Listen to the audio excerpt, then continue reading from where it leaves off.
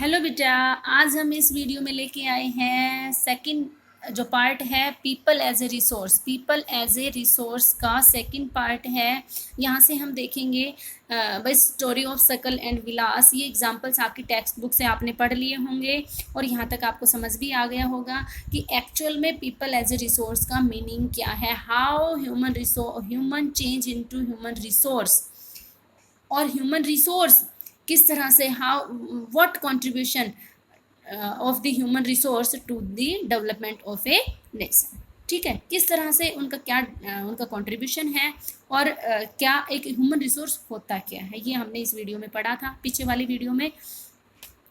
अब इस वीडियो में हम उससे आगे देखने वाले हैं इन्वेस्टमेंट इन ह्यूमन रिसोर्सेज। ये मैं आपको पहले बता चुकी हूँ।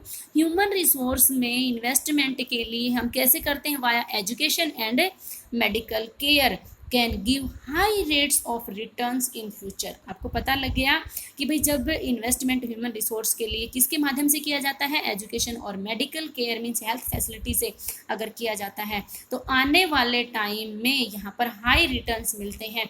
मीन्स अगर आपके पास में अच्छी हेल्थ है, अच्छी एजुकेशन है तो आप आने वाले टाइम में क्या कर सकते हो बेटा, आप अपने आप को एक रिसोर्स में कन्वर्ट कर सकते हो। आप बहुत अच्छा रिटर्न मिलेगा, आपको अच्छे प्रोफेसर बन गए, आपको अच्छी चीज़ें मिलेंगी, अच्छी पोस्ट पर चले गए, बहुत अच्छा पैसा आपको मंथली मिलेगा। ठीक है, यहाँ पर 2 सिचुएशंस है। अगर एक तो है वर्चुअस साइकिल और एक है विशियस साइकिल। वर्चुअस साइकिल का मतलब है कि अपने आप को बढ़ाना ऊपर, जैसे यहाँ पर मैंने इस बच्चे का बताया था, ये वर्चुअस साइकिल है। सिचुएशन को अपने अकॉर्डिंग उन्होंने ढाल लिया, हेल्थ और एजुकेशन से अपने अंदर इम्प्रूवमेंट कर लिया। और यहाँ आपका क्या था, ये विशियस साइकिल है। ये गरीब थे, ये अपने बच्चों को हेल्थ और एजुकेशन नहीं दे पाए थे, तो ये भी इनकी तरह से क्या हो गया, गरीब हो गया। इनके बच्चे होंगे, ये एक साइकिल बन जाती। इनके बच्चे होंगे, यहाँ इनके बच्चे होंगे, वो भी ये उनको हेल्थ और एजुकेशन नहीं दे पाएगा तो वो उसकी भी लो अर्निंग रहेगी।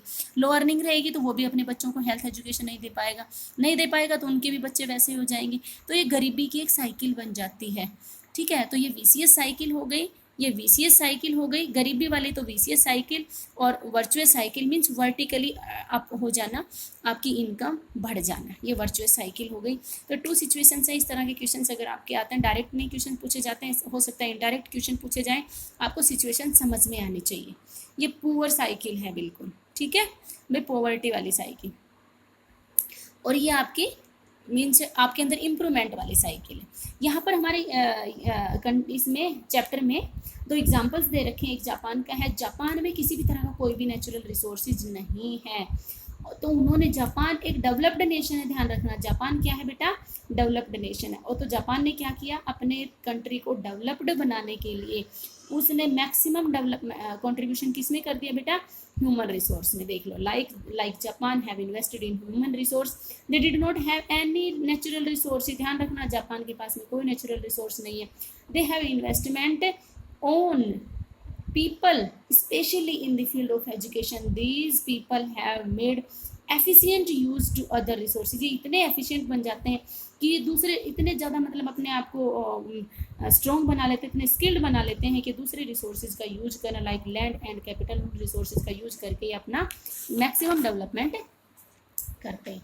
अब यहाँ पर सेकंड टॉपिक है बेटा इकोनॉमिक एक्टिविटी, इसी चैप्टर का, economic activities by man and women. अब इकोनॉमिक एक्टिविटी, हालांकि हमारे यहाँ पर अगर देखते हैं तो 3 टाइप की इकोनॉमिक एक्टिविटी हैं। ये तीनों टाइप की सिर्फ प्राइमरी, सेकेंडरी और टर्सरी एक्टिविटीज़ हैं। तो इन एक्टिविटीज़ का एक्सप्लेनेशन आपके यहाँ 9th क्लास में नहीं था, ये 10th क्लास में है, पर फिर भी मैंने आपको ये 9th क्लास के लेवल से थोड़ा सा कुछ एक्सप्लेन किया है। प्राइमरी एक्टिविटीज़ वो एक्टिविटीज़ होती हैं जहाँ पर production, most of natural products we get, यहाँ पर मैक्सिमम किससे प्रोडक्शन होता है, नेचुरल, जो नेचर से जो प्रोडक्ट जो हमारा होता है। तो इसीलिए मतलब मीन्स नेचर से हम कुछ गेन करते हैं, उसी एक्टिविटी को हम प्राइमरी एक्टिविटीज़ बोल देते हैं। ठीक है, अब इसीलिए इस सेक्टर को एग्रीकल्चरल एक्टिविटी या इससे रिलेटेड सेक्टर भी बोला जाता है। अब इसमें प्राइमरी एक्टिविटीज़ की आप एक लिस्ट बना लेना। ठीक है भाई, फार्मिंग है, एग्रीकल्चर है, एनिमल रियरिंग है, हस्बेंड्री है, पोल्ट्री फार्म है, तो इस तरह से उसकी एक्टिविटीज़ बना लेना, लिस्ट बना लेना आप। ठीक है, क्योंकि कंपटीशन एग्जाम्स में हमेशा इनकी एक्टिविटीज़ पूछा जाता है कि कौन से सेक्टर से रिलेटेड है। ठीक है, सेकेंडरी एक्टिविटी को हम इंडस्ट्रियल सेक्टर भी बोल सकते हैं, मैन्युफैक्चरिंग भी बोल सकते हैं। ठीक है, मैन्युफैक्चरिंग, बनाना। ठीक है, और थर्ड जो टर्सरी सेक्टर है ये कुछ भी प्रोडक्शन नहीं करता किसी भी चीज़ का, प्राइमरी और सेकेंडरी को सर्विस प्रोवाइड करवाता है, इसलिए टर्सरी सेक्टर को हमेशा सर्विस सेक्टर बोला जाता है। ठीक है, यहाँ प्रोडक्शन इन तीनों का these activities the activity in three sectors result in the production of goods and services and add the value to the national income।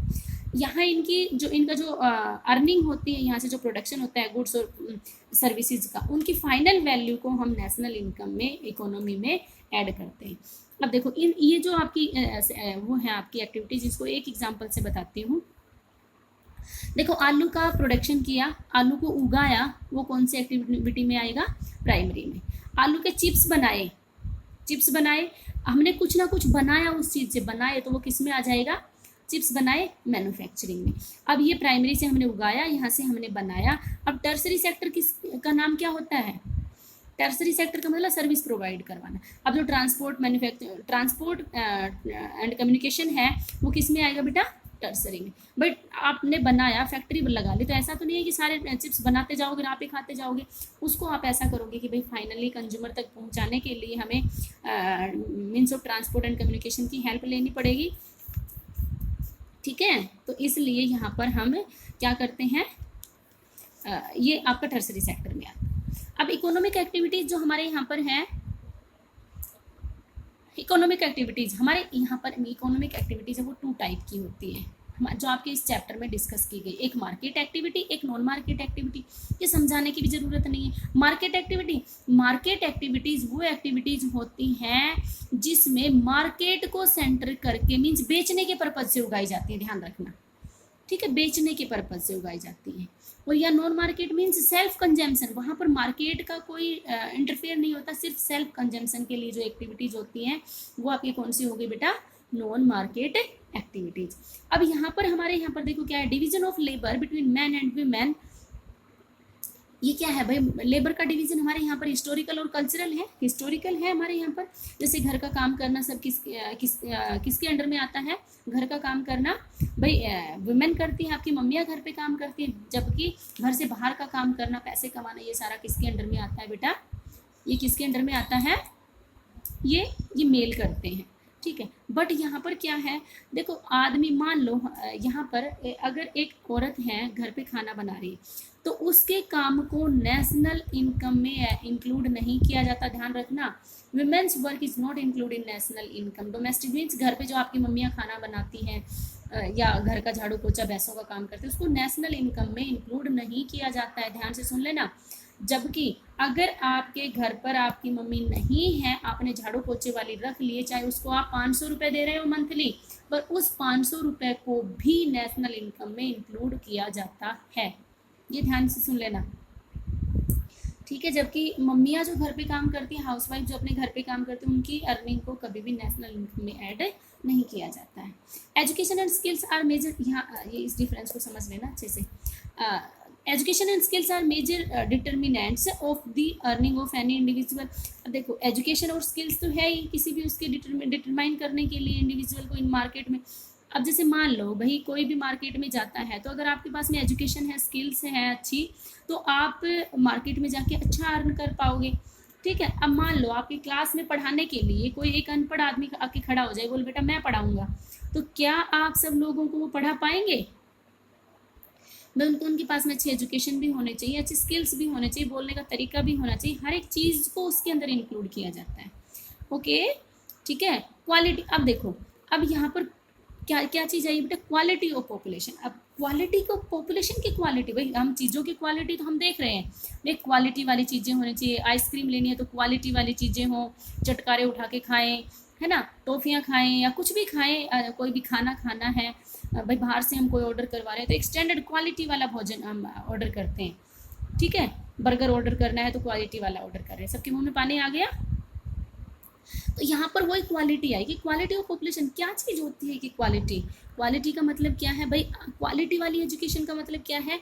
आप यहाँ देखिए कि भाई कितनी ज़्यादा एजुकेशन है, कितनी ज़्यादा उस बच्चे के अंदर स्किल्स है, कितना हेल्दी है, सेक्स रेशियो क्या है, लिटरेसी रेट क्या है, ये सारी चीज़ें ही किसके अंदर इंक्लूड होती हैं बेटा? Quality of education. ठीक है, it depends upon the literacy rate, health of a person. एक तो हेल्थ और एक लिटरेसी रेट मीन्स एजुकेशन, पढ़ा लिखा कितना है, इस चीज़ के ऊपर डिपेंड करता है क्वालिटी ऑफ ए पॉपुलेशन। अगर ये क्वेश्चन में आता है quality of population, how you determine quality of population on the basis of, तो आपका आंसर क्या होगा, on the basis of education and health we can determine the quality of a population. Understand? The quality of a population ultimately decides the growth rates of the country. अगर आपने किसी भी देश के डेवलपमेंट को actual में देखना है तो तुम सिर्फ ये देख लीजिए कि वहाँ की पॉपुलेशन, वहाँ का लिटरेसी रेट क्या है, वहाँ की हेल्थ, वहाँ के लोगों की हेल्थ का रेशियो क्या है, हेल्थ कैसी है वहाँ के लोगों की। Education improve the quality of a population, education तो इम्प्रूव करती है क्वालिटी ऑफ पॉपुलेशन को, ठीक है।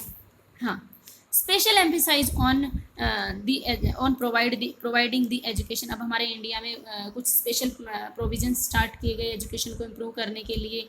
यूनिवर्सिटीज़ में ये यूनिवर्सल एसेस किया गया कि भाई आप सभी के पास में एजुकेशन होनी चाहिए। स्पेशल एम्फेसाइज किया गया गर्ल्स एजुकेशन पर, ठीक है।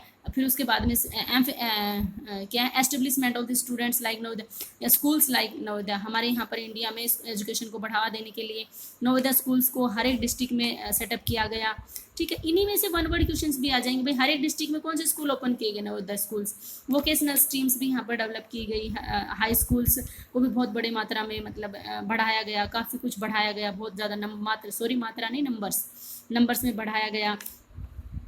और ये इसलिए बढ़ाया गया कि भाई स्टूडेंट्स का ऑक्यूपेशन से रिलेटेड वहाँ की नॉलेज और स्किल्स को डेवलप करने के लिए वहाँ पर वोकेशनल स्ट्रीम्स सेटअप किया गया उसमें स्कूल हाई स्कूल लेवल पर। मीन जैसे ITI जो हमारे यहाँ पर है, ये वोकेशनल स्ट्रीम्स है, ठीक है। इंक्रीज दी एक्सपेंडिचर फ्रॉम, हमारे यहाँ पर इंडिया में जब हमारा देश आज़ाद हुआ तो 151 करोड़ पहले 5 ईयर प्लान में 151 करोड़ रुपए एजुकेशन पर खर्च किए थे, जबकि 11वीं जो हमारी 5 ईयर प्लान थी 11th उसमें 3766.90 करोड़ को वो दिया गया था, ठीक है। यहाँ एजुकेशन पर, एक सेकेंड बेटा, हाँ एक्सपेंडिचर यहाँ एजुकेशन पर ये है, एक सेकेंड रुको बेटा, हाँ बेटा ये रुपए में बताया गया है 151 करोड़ है, ये पैसे में बताया गया है 151 करोड़। और यहाँ पर बेटा टोटल GDP का, इस सेकंड वाली लाइन में टोटल GDP का बताया गया है कि स्टार्टिंग में 0.64% था हमारे टोटल GDP का, जो अभी बढ़कर हमारा कितना हो गया है 3% 2015-16 में, ठीक है। तो ये हमारे यहाँ पर बहुत ज़्यादा कुछ बड़ा है।